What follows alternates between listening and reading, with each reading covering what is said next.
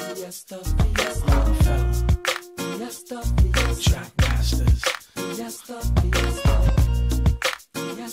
fiesta, fiesta, fiesta, fiesta, fiesta, fiesta, fiesta, fiesta, fiesta, fiesta, fiesta, fiesta, fiesta, Rockland, fiesta, fiesta, Rockefeller, fiesta, fiesta, TM, fiesta, fiesta, fiesta, fiesta, fiesta, fiesta, fiesta, fiesta, fiesta. Mesdames et messieurs fidèles téléspectateurs, bonsoir et merci à vous d'avoir choisi la DRTV Internationale. Comme vous le savez, chaque samedi sur la DRTV Internationale, dois-je vous rappeler que nous sommes connectés un peu partout dans le monde en ce moment même sur CanalSat au 341 et vous allez donc retrouver l'émission aussi sur ma chaîne YouTube Live Nana Shungu. Donc c'est toujours un réel plaisir de vous retrouver. Mais comme je dis toujours, politesse, affable et prévenante courtoisie, je dois d'abord remercier la grande équipe qui m'accompagne ce soir. Au niveau donc de la régie, j'ai Ernick Kengouya à la réalisation, Jonas Awe qui assure. Donc c'est l'équipe de Fiesta chez Godeshungu. Alors ce soir, j'ai un des soldats, quand je dis un des soldats, un des pionniers, mais de qui? Lui-là même, c'était comme on appelle le choix du maître 100% star. Il s'agit donc de ce grand qui nous a quittés, pour la petite histoire, le 24 avril 2016, exactement 9 ans aujourd'hui qui nous a quittés, mais il reste toujours présent, comme l'on dit, il est juste passé de l'autre côté. Et en chacun de nous, on a quelque chose de ce grand homme. Il s'agit donc de Papa Wemba. Papa Wemba n'est pas là ce soir, mais à travers notre invité, on va retrouver Papa Wemba. Pourquoi?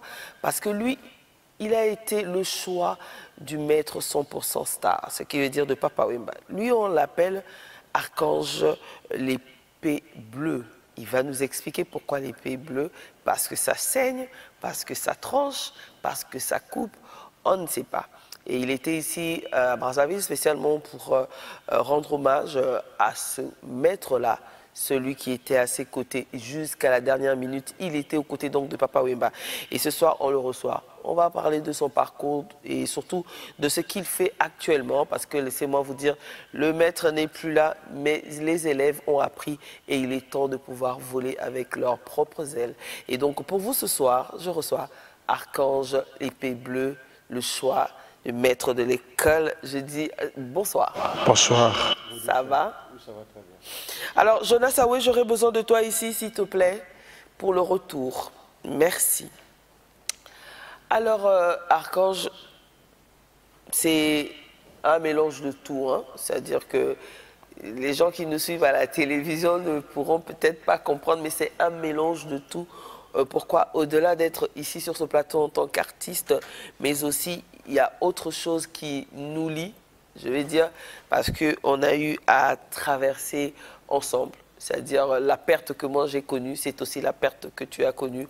On va dire d'un père, mais à chacun à sa manière. Et donc aujourd'hui, on va essayer vraiment de rester professionnel. Je parle surtout de moi, parce que j'ai osé, après 9 ans, de me permettre aujourd'hui de faire une émission où je vais devoir faire face et de parler de lui avec un artiste qui était à ses côtés et voilà, que j'ai vu souvent, tout le temps. Donc vraiment, on va essayer d'apporter un peu plus pour vous faire plaisir. Et il n'est pas seul, Archange, à côté, est aussi accompagné. Lui aussi, c'est un artiste. Donc, il est aux Alarazalane déjà Awa. Donc, Yepe Aza Moutali Sangou. Donc, Napisipe Mbote, j'ai dit bonsoir. Voilà, ok. Alors déjà, plaisir ezali à ko Yavabino Napo Kwalelo chez Godeshungu na DRTV International. Donc, Batubazo un peu partout dans Mokili, Dengetozo les canards. Alors, Toko Banana nous pona batu oyo ba ebi archange. Pour Toko Bateke ba ebi archange te. Ba ebi na bango archange. Mais Toko Banana pour la petite histoire, qui est Archange épée bleue? Archange est un chanteur première voix. J'ai fait 10 avec Papa Wemba, Natambolane partout. Et puis Archange a bandagi na no musique na pominae, na bandalungwa. quand les alaka et puis après bah grand frère na ya bandal ba meminga papa Wemba Zunga na Kotsi na 2006 c'est 2016 donc j'ai fait 10 ans avec papa Wemba. 10 ans avec papa Wemba. Ouais. Alors et ça la main deni yo ba mema ki yo bo ba déjà ko confirmer déjà dans quartier ou bien ou ya qui au passé pe la ba test et puis après bah tout le monde a souvent il y a eu ça une. Bon, on a déjà papa Wemba qui est déjà na vivre la musique aller papa Wemba ça les first class. OK. De 0 à 15 ans. Là, on a déjà 13 ans. Je ne sais pas si je ma personnel. Je suis bandal. Je suis nous. Na continue à faire first class, na zo mbappé danger. Mais na moni sur ba blé qui. Bazo botona ba sapato ba tu nazo defa. Bazo longola ba chapeau. Donc na ko kangote na tega na bi orchestre onde ya boye na kimi nanga. Na zongi nanga suna ba orchestre nanga mususu après les sous kopango ya viva et les sous. Ba vie nanga moko boye ya bana ba bi papa mazo recruter ba nini yo le roi des jours maka bien faut que nega vivre nga bi na zale kuna déjà ba nyongi nga na bandenge tu ba bi te tu ko pena beaucoup lié moko abi azo recruter mais na cc aboyi ko leka na télé pour annoncer que non a recruter alingi azo ra ba jeune na ndenga cc nga bi bon problème ezate to kende kaka to keipe jour ngo pe papa ye moko bengi ba vie nanga wana boya na ba peti ngo kakati tokeyipe tokotima campagne namoni prisonnier soit na ora venir papa mbeza ka forêt namoni pena le tokota venir namoni na ba portail ba ko mapena forêt kabi venir papa mba ona yo kaka les solo ngo yango ba mona chespe na binzambe keti moko nazana ngo nakoma na ngwa tebele mbala moko tokompe na portail papa mba ba mettre ba moni biso ba fongoli portail tokoti namoni papa zali na balcon asimbitas. Première fois na papa Wemba na lengi na longa mona bi bokitaka kuna na se kaka toaki 3 personnes bokitaka bo palola kaka okiti wana ngapi na yembi et puis les nazo yemba vina ngana zulu makobo kwa memaka ngawana akoti abi mais papa peto na yebisaka yo na memaka wana ye yo papa mais omoni ke saka parler na yo kaka parler na yo zongi no do awande makambo yemba nano na yembi papa mba moi confirmé et puis tinde koma bo. Tinde koma bo. Alors le 24 avril 2016 à Abidjan, tu étais là. Oui. Tu étais présent. Oui. Et c'est vrai que Eza ba souvenir mais Eza mingité au bazalaki. Ouais. Jour à jour. C'est vrai que biso tout au Kenda qui après. Ouais. Mais bino bazalaki wana. Oui. C'était quoi de savoir que Bokenda va tourner? Bon, mais ça n'a pas tourné, mais il y a tourné on a bokei, na moto na bino de bo mataki scène na bino et tout, il y a que donc ma solo penezo vidé c'est que ça nga que tozo zonga mais des alara que toi na vie na katibe mais non, ma solo est changé. C'était comment? Bon, tout comme j'ai dit hein, si je ne me trompe pas, tout comme j'ai dit les mêmes j'ai dit on te concert mon privé. Il est très bien. Tous on a besoin d'un hôtel, vendredi papa y n'est pas là, on a besoin d'un hôtel, tous au CK, on a là un père dans un boabi, un père dans la tiens quoi qu'à awat, bimata les balles à tout talat, aux arcs souka, tu fais un besoin de CK, samedi on a sucou, tu quittes tout ça la balance, tout ça la balance papa bi à ça la balance pour à côté hectare, on a là ça les balances à micro naé, et puis dans ça la qui balance naé, tous on a besoin, tu fais un besoin. Dimanche à 3h du matin, bis et vous avez son hôtel, tu as un gata bis, tu as place aux photos prestées, tu as fait un bis, tu as mon Corneli Malong à Benginga, tu as PC Mbote à Paris, à Benga Archange, tu as déjà oui, tu as déjà ok, bis tu as papa Nanzela, tu as coma. Bah comme pena papa, bon répertoire au bis de ça na gisasa, bah ivoirien bah ina banzembo au bah on balinga qui, et c'est une photo modifiée répertoire, à bien chef d'orchestre tout Chafulankanda. Na chef de discipline ba ke kuna apesi bango répertoire ba epi na répertoire on a présenté biso ga bon répertoire papa changer yango mais na moni Corneli Malong ya bengi o archange papa zo benga yo na kepe kuna papa bi ba peso répertoire ngabi oui papa ba pesi nga répertoire a bi singa bon makamoni sur le galelo mona normal hein sur moi na tout na pe papa papa pa no bi singa bongo Mais c'est un monango normal. Allez, bah journaliste, bah continuer de sonner papa, exact. Ngana bimi na ngana journaliste ba master bazaki ote, bosoni na papa ngana bité, papa tout ngana sona zui répertoire. Pour nzembo ba yembaki ya nanash, papa bike boye mango yo nanash. OK. Ngamo na yema ona ye, exact, n'expliquer bonga bongo. To fandi na bisope et comme pe na moma bisope photo matato presté to mati na bisope. Après 25 minutes sikoyo na mo siko papa simbi micro mais aso kita tu non comprends oh ça spectacle mais non on l'appelle papa oh kita la micro bubu na moni papa ba makoi ba mona rapidité ba master pay ba e to simbi papa tilele comme aboye 9e année côté papa koufi fallait sur ezaki prévu jour on a bouton to ke province na bon ba matadi ouais to ke kobeta kuna mais to ke ndeli soute to moni ba bozong ça so ba bagage na bis to zongi sur hôtel to na 13e niveau to moni ba kisi biso mama na premier niveau mais bokisi biso bonde ndeni papa kuna na moni corneli malongi abenga lisusu quand ndeni oza pinga bitenga na douche na sokola on a posé to chafoula kana chef d'orchestre na bité ba baza na se ba déjeuner na silisa comme ça na ki passe au téléphone mais na sokola na lela na monaka viens Véronique Okoya Bouna ba podium, il veut faire son rapport pour papa a ça déjà malaise na poto. Tu préférerais le roi concert aussi sur papa son bien à jour en photo pour accompagner. Là si on a fait la mine a composé bien noir. La PSP touche à téléphone na laquelle rappelle là c'est servi nanga. Na mona mamoto chaka mo. Touche à tirer un téléphone, on a beaucoup de touches à mon téléphone. Alors, vieux Cornelie, ça y est, à 4 appels. Touche à ma moto, tout tirer au déjeuner, tout qui est dans la chambre, on a tout solo là. Mais le bar à Mango, awa. Bon, le roi peut tout arriver dans l'hôtel à danger, tout ce qui est dans mon internet.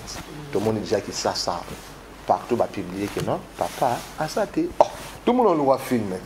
Papa, mais ils ont mis un tout ce désordre, il faut que tu mort. Il faut que tu confirmes que papa n'est plus pas dispayé, tu côté de son mort. Tout le monde peut aller voir papa. Tu confirmes que Gramayas, ils ont passé à Osaranate, ils ont passé à Osaranate. Ouais, ils ont passé à Osaranate et souvent qui ont été, vous avez obligés, il y a Yemba lisusu cette fois-ci pour un hommage au Abidjan et Randa qui pour na ekoka kolongola et bino tout beaucoup zonga. Et donc pour vous, je vous rappelle que justement il est là sur ce plateau, donc Archange et Bleu, le choix du maître 100% star lui-même, Papa Wemba. Et donc, il vous a raconté comment ça s'est passé et ce n'était pas tout, parce qu'il avait la lourde responsabilité, non seulement par rapport à sa voix, parce que vous allez comprendre pourquoi, parce que c'était plus facile que... J'allais dire papa, c'était plus facile pour Papa Wemba de demander à ce que lui puisse jouer son rôle sur scène par rapport à sa voix. Et donc, il devait continuer justement avec courage. Et nous allons suivre quelques jours après, avant donc de pouvoir rapatrier le corps de Papa Wemba, les hommages au niveau donc de la Côte d'Ivoire. Et il était là, il devait lui maintenant rendre hommage à celui-là qu'il avait emmené là-bas pour prester à ses côtés. Et c'était maintenant à lui de pouvoir lui rendre hommage à sa manière. On va donc suivre hommage à Papa Wemba depuis la Côte d'Ivoire.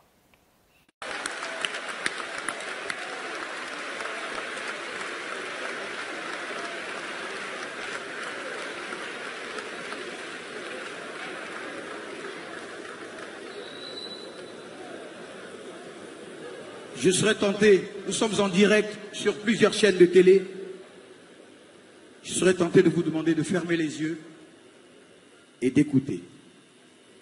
Allez-y.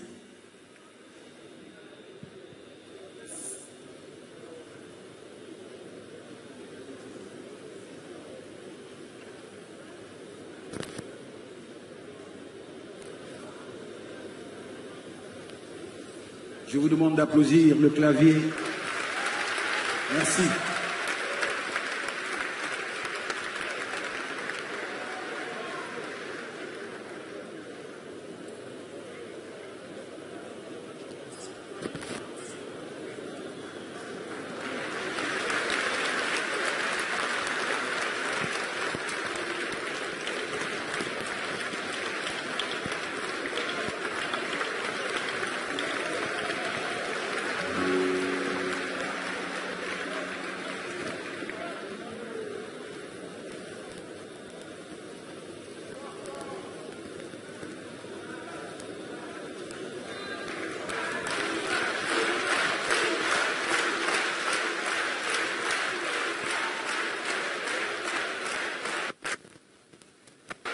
Douleur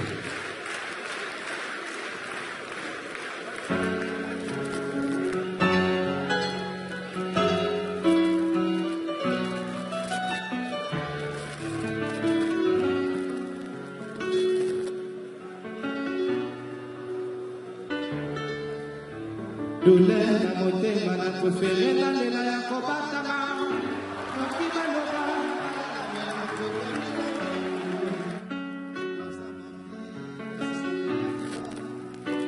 asali hémorragie ya esengo atikali kaka na mawaru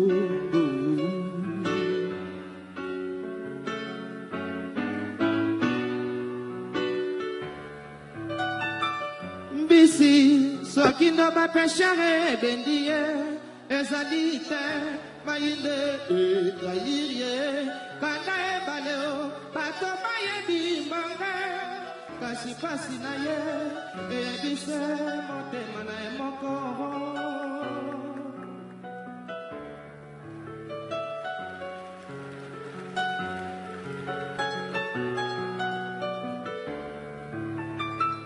motema nanga esate lokola samba o banyama bazosila sala matanga te o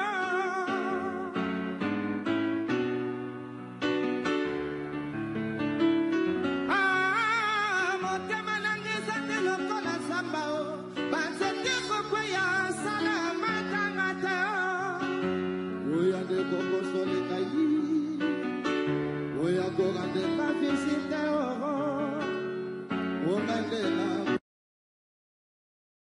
l'informateur décidant de nous le cueillir.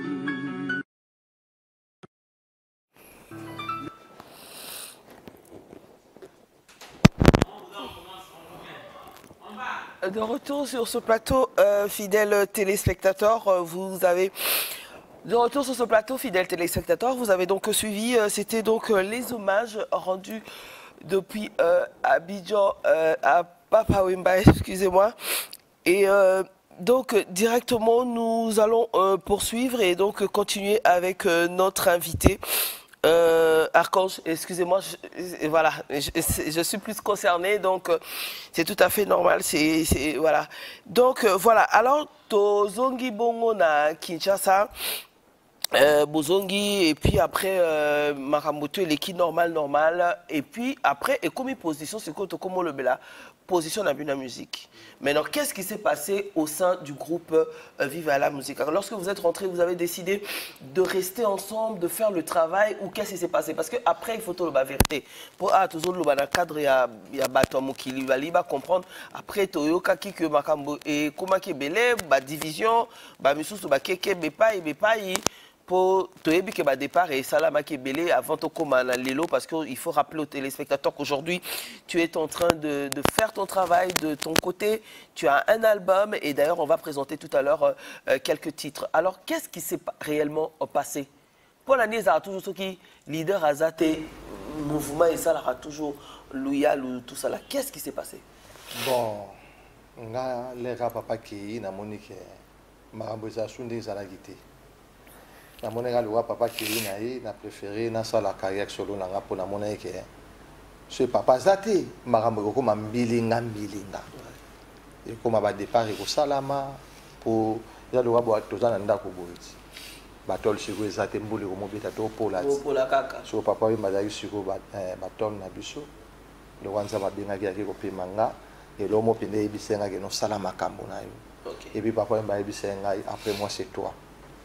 Le roi papa m'a dit on a préféré qui na défendre na kwenanga para musu sone de la go so ni wana pour la loi galé to uti ko devoir les te wemba bona longwe nanga. Oui, mais tant aux décisions là c'est vrai, mais après kota la nasima lelo au kokolo bani tant aux autres là que ndo lobi toi et ça sous-sauté ndako tika lipolele aux en a regret aux omi tout na que il faut que vous allez autrement tourner. C'est ça qui n'a pas de ouais, toi, on a regret ma casse pour. Ma musique est sous-bientée, vivre la musique, il fallait pas que l'Europe est ratée. ça les bien té orchestre panzani les sous ba misusu ba kei kotoyo ba misusu ba ke boy bon les problèmes té mutuna ko na ici kazali à défendre caractère pour vivre la musique. Voilà. Alors avant ce qu'on tokota ego Italie yo siko tout le album non parcours non parce qu'il y a des commis actualité. Alors pour la téléspectateur au bazako landa yo en direct sur la DRTV internationale chez Godé Chungu, est-ce qu'on peut te vivre? Oui. To kamo e logo pone la biso mo logo ya signature mo siko to kota siko pour te ba ke wana ya quoi passage donc to continue na makambo et puis après to roya lo ba avant to le là nous peut rendez-vous pour na to zali pe na yo mon côté donc billet pas pour ya pour intervenir pour déjà y a ba la biso na braza to zalane et surtout y peut aye ba ka trop vivant mais souvent à servir peu biso vivant à kala à salhamwa medley wana et tout mais avant cela je vous invite donc à écouter Archange Épée Bleue, donc le choix du maître d'école 100% star, en tout cas il porte bien ce nom, qui va nous offrir sa belle voix. Et ça, c'est sur la DRTV internationale chez Godé Chungu. Donc c'est parti. Oyonino salinga Obimisinga Yumana miswabato Didier Pasinanga Naloembo Batutu bangweningai Tala Oko kisinga na kipwaka mama Yeba Nabongi kutulelando oyangai Pase Motema na nzoto wakote bokeseni Kasinde Mongongo bolingo se angwe zali kozongela kelimbisa Ono de l'amour Nalimbisi oye Kozongela te Na bunda nitro Na histoire ango Elekela kingaye Mena pardonne yo Omoni Oselekolia Bomekila mama Infidélité Ndenganini kumbaka yokuna Nzoto Esengi kozwa mwa distance o Kasinde Mongongo bolingo se angwe zali kozongela kelimbisa Ono de l'amour Na limbisi oye Kozongela te Na abuna nitro Na histoire ango Elekela kingaye Mena pardonne you. Ça se confirme, c'est donc le choix du maître 100% star Papa Wemba. Lui, c'est donc Archange Épée Bleue. Donc voilà, c'est comme ça qu'on reconnaît un héritier, parce qu'un héritier doit avoir un bout de l'héritage. On ne peut pas dire que je suis fils de lorsqu'on n'a rien de son cher papa. Donc aujourd'hui, Archange vient de nous prouver que c'est réellement le fils, celui qui est même comme papa Mbaye Lobby. Hein, donc, Nali Boumou, il y a Viva la musique, donc Viva la musique à maman, donc Bana Bazoui, Bana Archange. Alors, avant tout le moment Archange, Toko Pe Saliloba, parce que Archange a Ezala qui a na Brazzaville, mais aïe la Brazzaville, parce qu'il y a eu un événement qui s'est préparé. Alors, Tozana Batu Oyo, Babing Saki, donc, il y a qu'on s'est présenté. Et puis, pourquoi le choix Ezala qui sur Archange Épée Bleue? Donc, combo de Jézana, il peut la bateau, leader Mongali, Moutoutoua et déjà. Ok, leader Mongali. Poto, moi la Potal. Voilà, Potal, ok. Alors, leader Mongali, Awa, Bo organisa qui hommage et Boboula qui Archange. Pour aller les choix Ezala qui d'Archange. Bon, quand on dit Archange à lobby, a qui choix ya papa. Oyo biso ba musicien to yebaki. Tous a qui peine d'information to yebaki. Tant que tu vois que des canisiwana, papa lobaka après hier ils a Archange. Yangwana le quoi toi qui n'a pas contact naende to ponaki ye to invité to sala hommage wana lokola toujours hommage ezala kaka na Kinshasa. Nde turo to lobaki te to za ba musicien papa yemba za idole na biso. Donc turo yo photo sala ngona Brazzaville. Nde to benga ki Archange yaki ndenge lekaki jeudi ndenge to sala ki wana. Ok.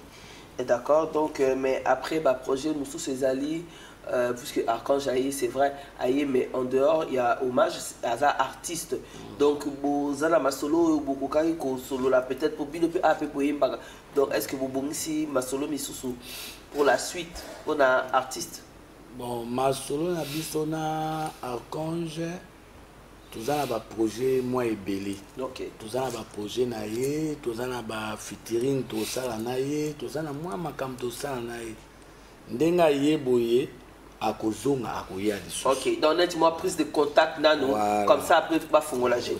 Alors on va repartir vers Archange épée bleu, le choix du maître 100% star. Alors Archange Azako évolué il a dit là Moko. Alors Archange a évolué dans groupe to Ozara Rayo Moro Mena batu bazo accompagner. Ouais, dans la groupe là Arca Music.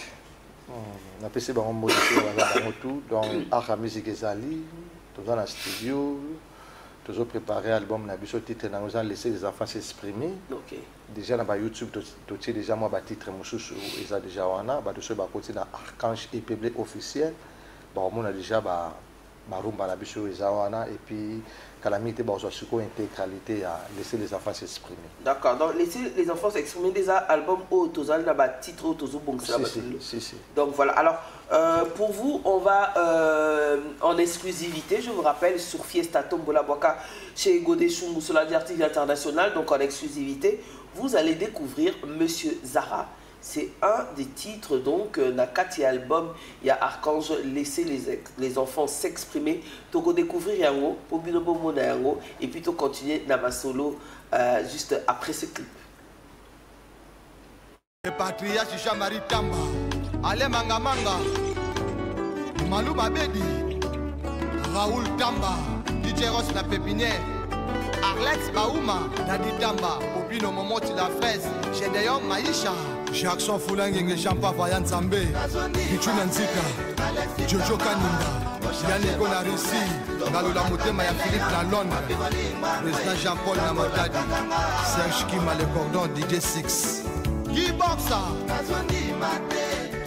Papi Mangundu, Inspecteur, Yana Toronto, Arlette Mutombo, Shira Ale Kambali, Héritier Fouki, Patrick Lemba, Hélène Sona, Mama Makosis, de l'œuvre humanitaire, maudite Bonanga, Charge Naboma,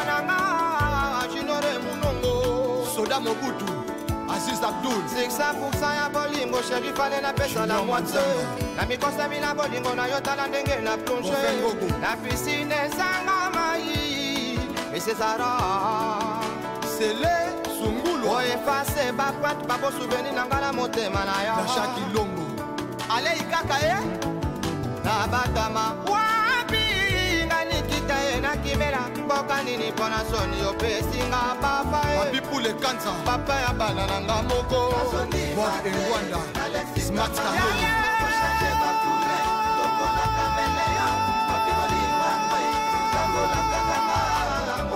Eddie Mfouama, Noé Foufou, Kenenangata, Kosambera, et Paya, Mama Esther, Malena Londi, Sancho, Beno Shila, Dakasa, Telo, Maman Sinzambe, Nayolo, Kola, Mesala, Kokota, Makamba, Kota, Yanga, Idou Modiaka, Tambara, Thierry Fangwa, Pepe Mbongo, Ata Babandeli Mokili Balankama, Elo Papa Wemba Muse, Papa Nacho, Nasine Boite, Baïka Kanaya, Moulonga Linanga, Banikita na le lieu, Alexo, Benoît Louyeye, Tony Maniema, Oyo Salangai, Ekomi Kolekelanga, Moninga ya Babia, les célèbres na Alexis Landa. Calvin Calvino, Naverno, le 4 le choix des maîtres, Fred Maba, Papi Zali, Meda, Mutambayi, Président Paul Wemba, Christian Maswana Chapa.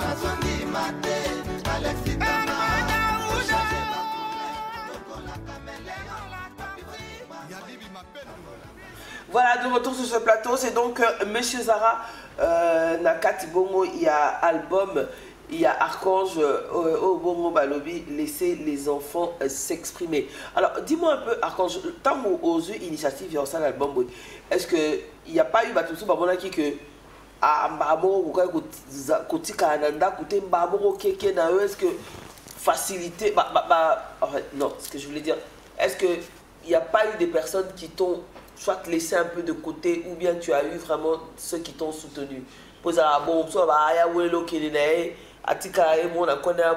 bien comment? Est-ce que tu as eu le soutien des gens ou vraiment on t'a laissé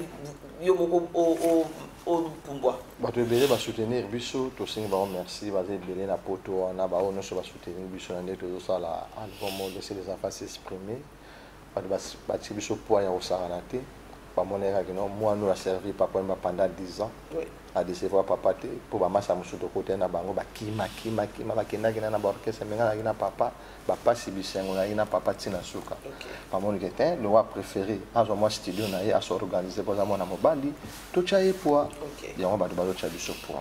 Voilà, ça c'est très bien. Mais si quoi Ozana groupe nayo donc on expliquer album Asika Yangwana et Bandi déjà. Alors tu continuer puis tu faire découvrir tout à l'heure titre Moussou Soubongo ya Fulangenge. Mais à part ça, quels sont les projets d'Archange après cet album? Bon, après l'album Oyo, nous avons besoin de soigner Bisso Torokembo à Bapaya. Pour que sur kuna kosa ba clip Moussou et puis tout ça hommage à Papa Wimba.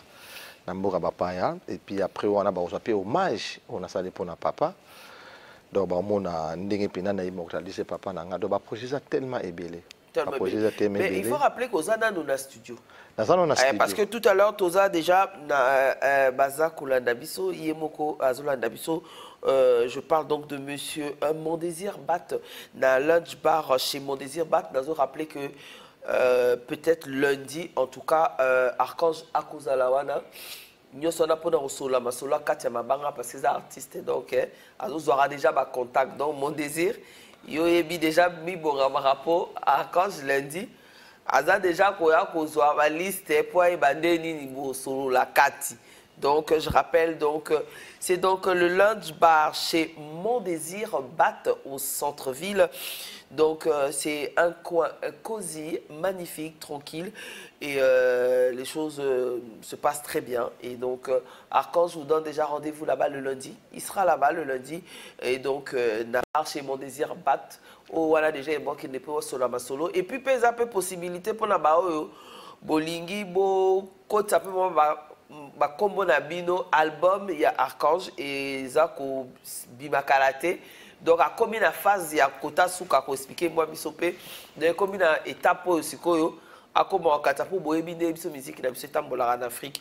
Donc nous sommes te complétera et gonflaka po ba séance ça va studio ba comme belé donc vous à la souple. Donc pour tous ceux oh bolinga papa wemba ça veut dire que ceux vous en appelez oh vous avez besoin voir nae et boakayo le quoi yemo kazate donc boyeba que ezanderi mo soki Archange avant 10 minutes dans la chant, avant 10 minutes dans le album d'ailleurs, donc c'est la même chose. Donc vous à la souple, tu as un numéro tout à l'heure, tu as un réseau et tout pour na beaucoup contacter pour na des numéros comme ça là pour Bobby m'appeler dans la liste dans l'album. Mais en tout cas lundi il sera déjà de l'autre côté dans lunch bar chez Mondésir Bat. Mais il y a un autre programme aussi demain. Programme eza nini puisque lokola ya zali eza na bateau bazolanda biso ou peut-être ba lukaba kutana nae déjà na ndenga zawa parce que ici chez Godé Chungu quand même donc bato ba otala musu ba bato kutana nae to mona donc ba ba déjà ba position nae donc lobby arozala lobby to ba na feignon toujours bato yo barataki basengaki yango makasi balelaki yango trop waliza normal vraiment balelaki yango torataki biso tozala dimanche. Archange aza logé na Stacy Hotel et pas président Mani ou aza na président Mani na Stacy Hotel na ribanda na Mariang Wabi Archange aza logé wana. OK donc lobby bis encore na espace feignon poto. Donc boya boko vivre Archange lobby à kozala na live kuna boko zala pe na ba chanson commandée pour ya zane prêt. Donc beaucoup pour nape à vous présenter pe vidéo ya Asika. Nyo so na pona beaucoup ka ko aux hommes à prise de contact parce que à côté d'Arozo, mais en tout cas lobby dimanche, Mino Baby Candes à la dimanche relax, dimanche tranquille, beaucoup de la bon espace feignant avec Archange. À cause de la ana pona a Sepelisabino Aeba, oh tout a besoin, beaucoup de la naïbos à la bon lobby d'espace feignant à partir à quelle heure? 16h. 16h. 16h, tout ça déjà.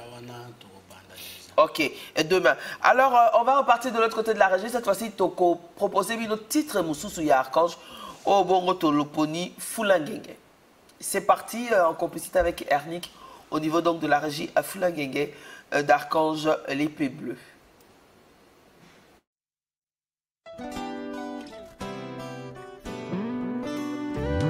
Jackson Fulangenge moi la maman Ngalola. Kale Patrice Malumbi. Abuba Masitu escalier ya suka Nurani Tumba Kisonga motema ya Godelif Mboso Firo de Delemo na Suisse Antomo konti na Italie Pauline Mola Mamanga Lula Lesa Honnête Mwasi Kitoko Julia George mon ami na Kata Colmar Roi Soleil na Colmar Stéphie la beauté naturelle esthétique hein? Jackson fils les grands joueurs na Kata France hein? Bougar Mougogo fils à papa hein? José Kisoka motema ya Gisèle à Londres hein? Je suis celle la beauté, fille à papa. Guy Aimé, moi na Colmar, hein? Richard Napalanka. Bolingo ya bamala, pourquoi comme matata Jackson? Tanya Losa. Yonde moto na repara bilanga. Wap Edith Gemena. Oliki ochanga wapi mwana mamanga lula Fulangenge Jackson. Merci ma boana. Papa. Mabwana, les deux frères, Aimé Zephono Junior Mobila. Bato ba remarqué absence na yo pembeni nanga. Carmen Mukweka de Bafra. Na komi faible poyo sate Jackson. Pisa Saïd. Ondeli pasa nanga yo timba ngantuze. Partout tozalaka koleko koma koleka na basusu. Marlène Mavinga Edali Amatiaba. Papa. Bende Mavinga Yaya. Rolette Bongo Edali Apongo. Jackson.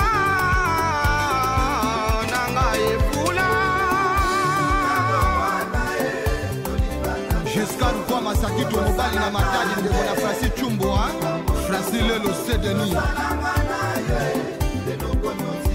Otis Kanzana Munadi Lele Josembe Koloke Blaise Zulu Kitete Kolimata Chouchou Kote Metseke Nouvelle Cité Pète la famille Nanga Major Popol Mobiani Basanga Pona Solanda Kakabolingo ya Jackson Marilou Bondo Bena Rosette Uchenga wapi papa Jackson meminga mboka nini yo Eya le mamale Junior Kayala Kasi Masamba na talent Nadingi na yeba Sina Kisoka wapi Valérie Lito Omoni ndenge ngala koma kazo bazo Fanny Kidenda Emushinga Mbonda Dido Molai Kanga na miso DJ Sans Fil Papa Jackson est à papa na le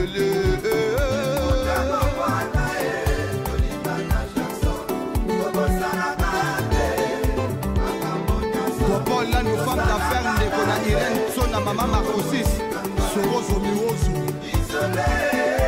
Bob Six Natama Mike Longange na Lindilumbu Inga pasa bolingo bongo Hervé Daouda Kevin Kalema Baveta Mbongo Adolungu 0049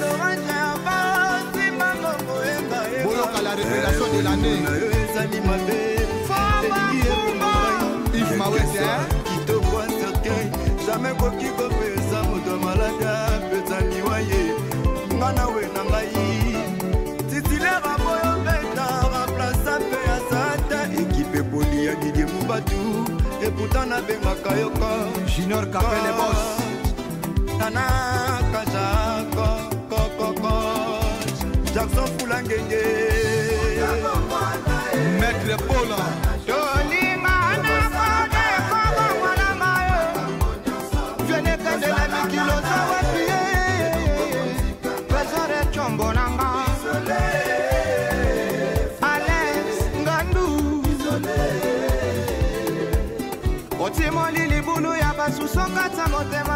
Nisha Makanda, Patrick Aouz, moi la photo.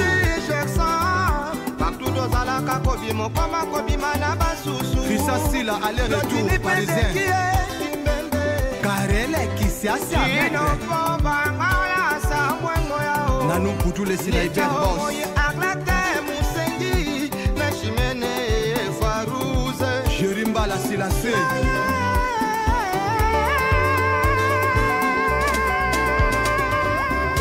Guerre de Satan, ça fait. Les guerriers combattants, Yula Lima, chef de guerre. Les bagarreurs Nabandan. Staff rouge encore, Batessa Misé. Yannick Nzate, Dr Kanza.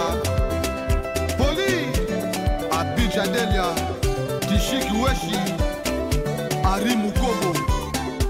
Yamari Françoise, Mama Kota Archange, Karichou Bokota, la Baomès. Merci Simba. Nous qui avons commencé vers les années 70, aujourd'hui, soyons heureux. Maxime Pivot, le sapeur le plus charismatique, organise hommage à Papa Wemba ce 27 avril 2025 à partir de 15h au bar Maille Jaune à Makelekele. Référence Arrêt Saïsaï, non loin du marché Bourreau. Hommage à Papa Wemba ce dimanche 27 avril 2025 à partir de 15h. Tous les sapeurs du Congo seront sur place. Un enregistrement spécial est prévu pour ceux qui veulent compétir dans le championnat de la SAP, le défi de la SAP 3e édition. Ne manquez surtout pas ce rendez-vous pour vous faire enregistrer et gagner des prix. Le défi est lancé. Chacun chez soi, chacun pour soi, chacun chez soi, chacun pour soi, chacun pour soi.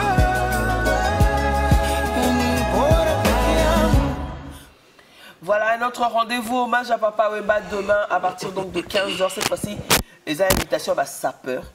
Sapeur, on a Makelekele, na maillot jaune pour la Jatance et tout.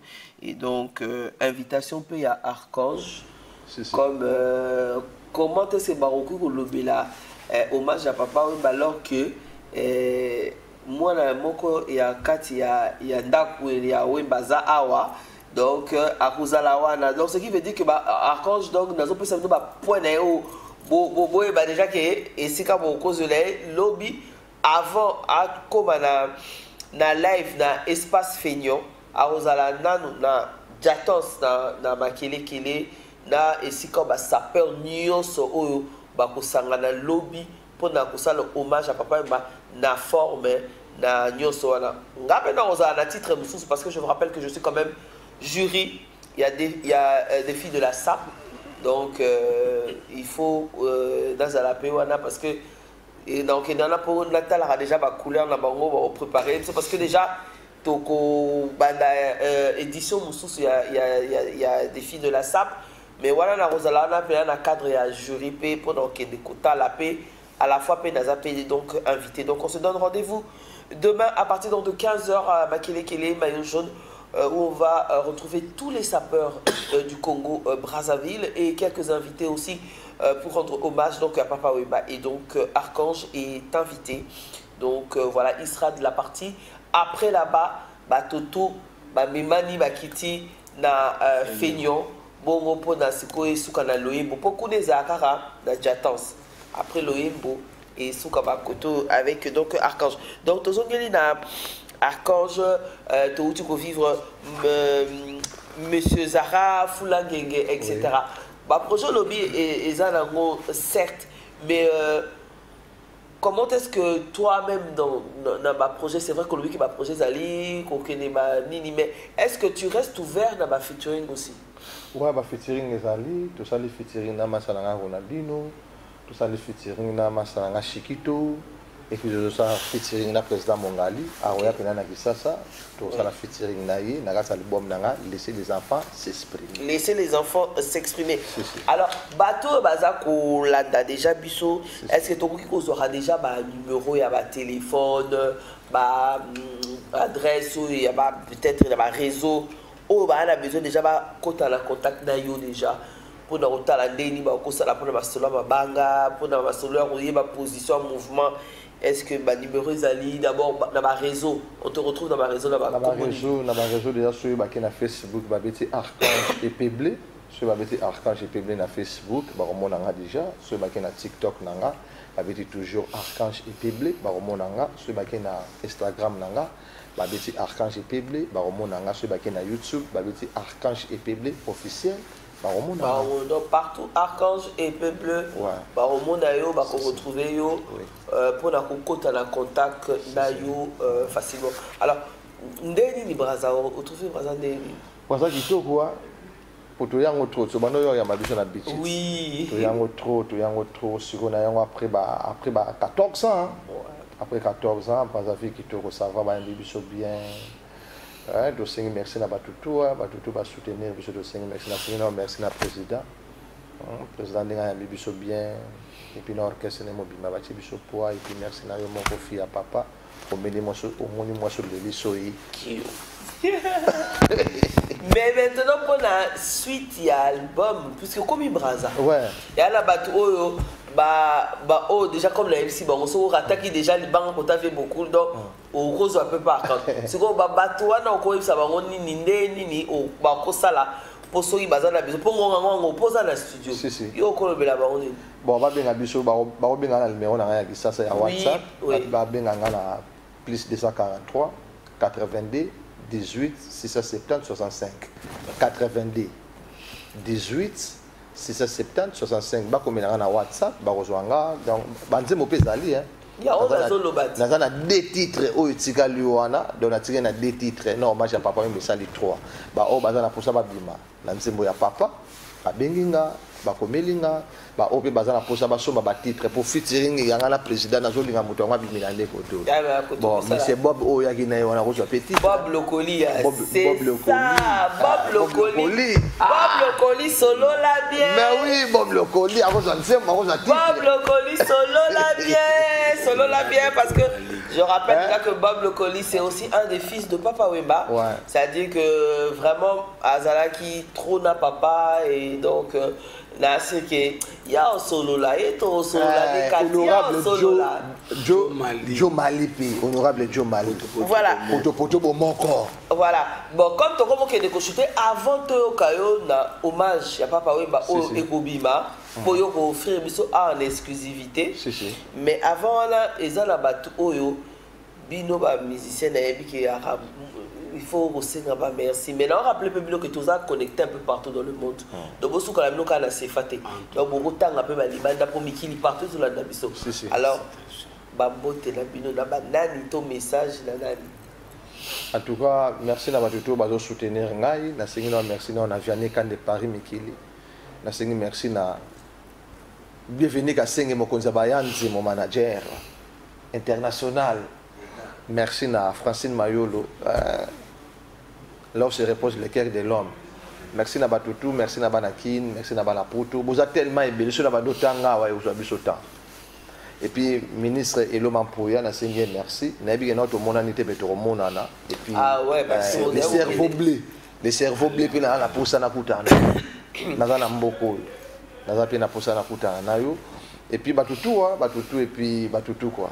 Et puis merci Nayo quoi. D'accord. Alors président Mongali, bino pe boza na programme na bino ko profiter pe ko pe sa programme d'abord bino pe ndenge za la rater.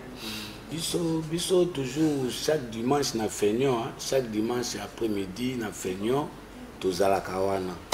À part makamuswa libanda mais chaque dimanche tozala na feignant ba Bakombo vraiment tu ça merci mingi na président Mani Stacy Hotel vraiment président Mani merci beaucoup au loger Archange vraiment merci beaucoup président Mani Alexis petit nanga Alexis pour nous vraiment merci na Oyo Sali Honorable Joe Mali. Honorable. Le tempête du désert. Honorable Poto Bomoko. Honorable Topesio, merci mingi honorable. Toye les lois aux vraiment merci mingi honorable Joe Mali. Tous à la toujours Bomoko na Poto Bomoko. Vraiment merci mingi na madame Nanga, Maman Louda.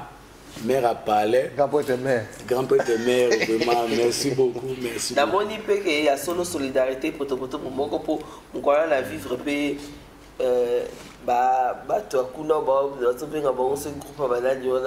tout ça là, donc c'est là que ça qui peut vraiment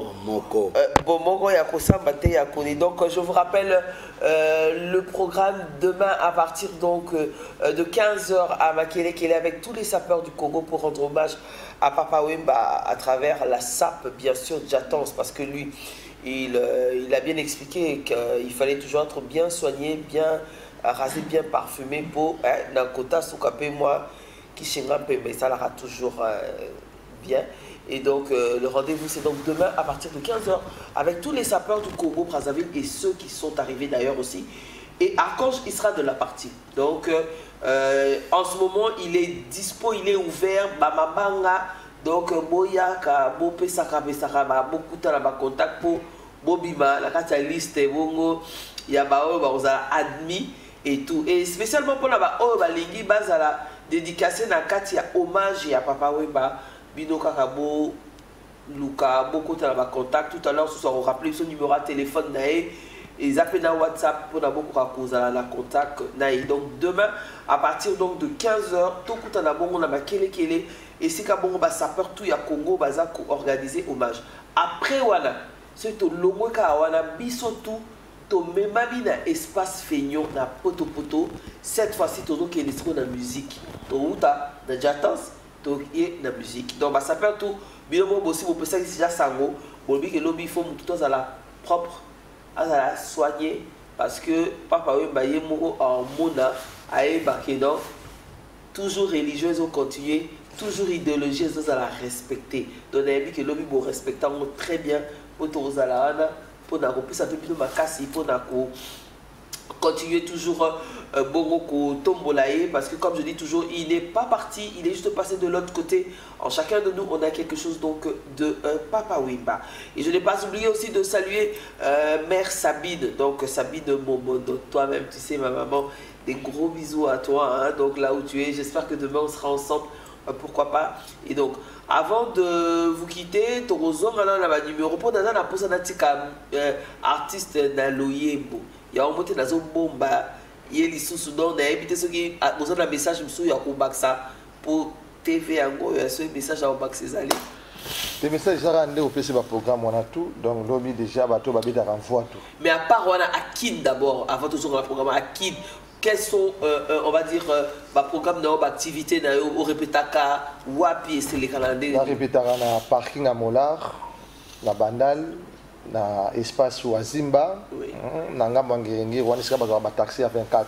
Donc, nous avons moi occasion de ça, à la pose à Archange, les choix de mettre 100% staff. Alors, on a na parking à Molar, on a Bachinanga, et puis nous avons chaque samedi. Et puis tu as toujours dans la séance dans le studio, tu as toujours dans la séance dans le studio, tu vas pour ça toujours na plus 243 82 18 670 65. En direct. Donc voilà, donc Archange qui répète un peu ton numéro encore pour la bateau Bazola d'Abisso de la Bilili. Donc plus 243 plus 243 82 18 670 600, ici chez nous on dit 670. 70. D'accord. Et puis 65 Nasuka. 65 Nasuka. Bon, Kangi, on a le numéro, bon, il y a Archange, bon, Bengaye. Donc, lobby na Makelekele avec tous les sapeurs. Albert, on peut un message à ma sapeur. Lundi, Tokutani Soubiso Nyoso et pas cette fois-ci. Il y a un lunch bar chez Mon Désir Bat, dans centre-ville. Archange P Ako Zalawana, donc Tokukuta la Bongo Biso Nyoso. Alors, Narutika micro et pas y a artiste. oyo akoboucler na biso bongo na hommage à Papa Wemba oyo bima. Mais na président de to invité hein. Oui, mais allez-y, beaucoup de bois na possible. Gile masoye bindenge na zalaki, mwasi kitoko satenzete asekoya. Bando kende sante nangelandaya, natikala kaka poso papara. Na banda mbodambwe souvenir tikalaki, na sangisi pe na sali na ngongomba. Mokolo mosusu na matili kolope na moni. Kutu ndenge ngai na ya tobandaki, mokolo yango moninga na nzela obenginga. Na telemi totalani courant eleki, esepete na ngambo ya ebale ya maswa. Olingi confere voile nga pema ezalite, kotangisa litanga moko na motema. Oye tondisa bolingo yanga na ya, baeba kanisa ka bolingo. Ekomi nde kopesa maufele, baebisela nga Gile Maswa. Pourquoi yozo pima yanga na ye tous les jours? Soki pase zali masuo yo moto nyonso akobutaka, wapili bongo nango. Bye bye na kibolingo yanga na yo na desepe bolate, le bongo na barete d'heureux. Un jour soki bolingo na yo tikale lukanga na lembola, basanya bolingo. Un jour soki bolingo na yo tikale lukanga na lembola, basanya bolingo. Magnifique. Mama yebisaki nga esika ba, kosesa nyama moto nyonso akozwaka moke. Soki nga molili na nyango akomi mwinda ya vi na yo, oyo atalisi yo nzela ya veni. Baba bazaki te na sinazi nana mayimba ye, bape nazali kote pakaka. Magnifique, magnifique. Donc, c'est ce qui vous attend demain à partir donc de 16h. 16h par là pour ceux qui seront du côté donc de l'espace Feignon Poto. Mais en tout cas, tous les sapeurs, on se donne rendez-vous à partir de 15h à Makele, question donc de rendre hommage à Papa Wemba, donc à travers la SAP. Donc soyez frais, soyez tous beaux. Et le lundi, on va donc retrouver Archange et P bleu au Lunch Bar chez Mon Désir Batte au centre-ville. Dans la soirée, on va dire vers fin d'après-midi, soirée, donc on se donne rendez-vous tous le lundi au Lunch Bar chez Mon Désir Batte centre-ville avec Archange. Donc je vous laisse donc en compagnie d'Archange le son hommage à Papa Wemba. Donc il a décidé de rendre hommage à son cher papa et en exclusivité sur la DRTV internationale dans Fiesta Tombolaboka chez Godé Chungu pour vous. Et donc on se donne rendez-vous pour un autre numéro de Fiesta donc la semaine prochaine. Sur ce, bonne suite de programme sur nos antennes. Je vous laisse avec Archange.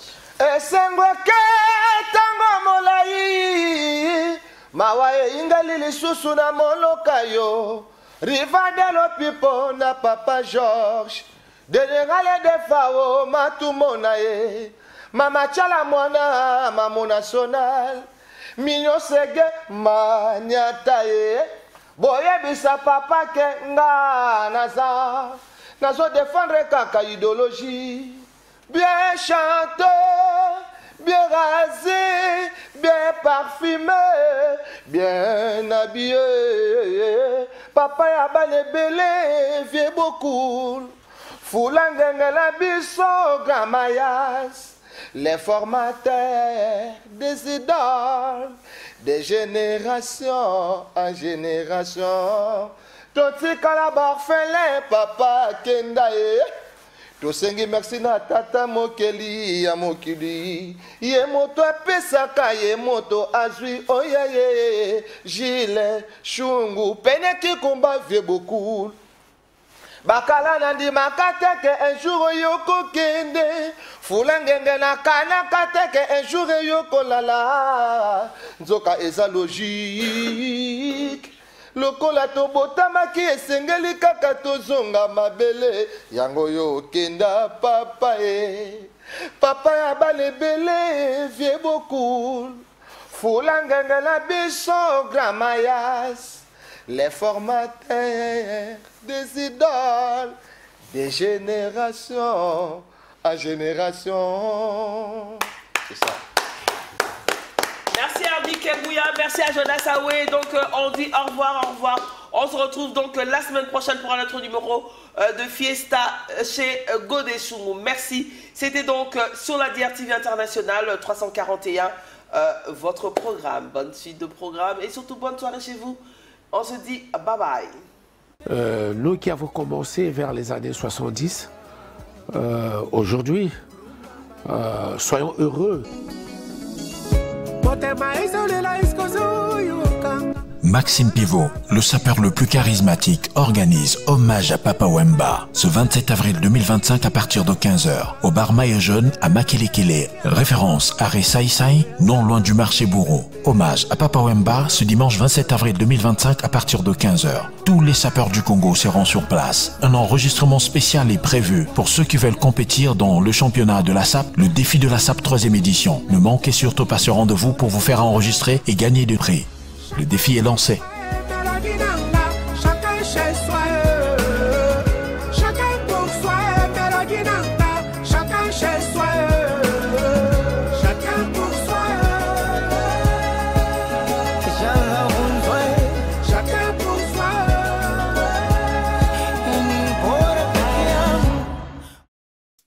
Trackmasters.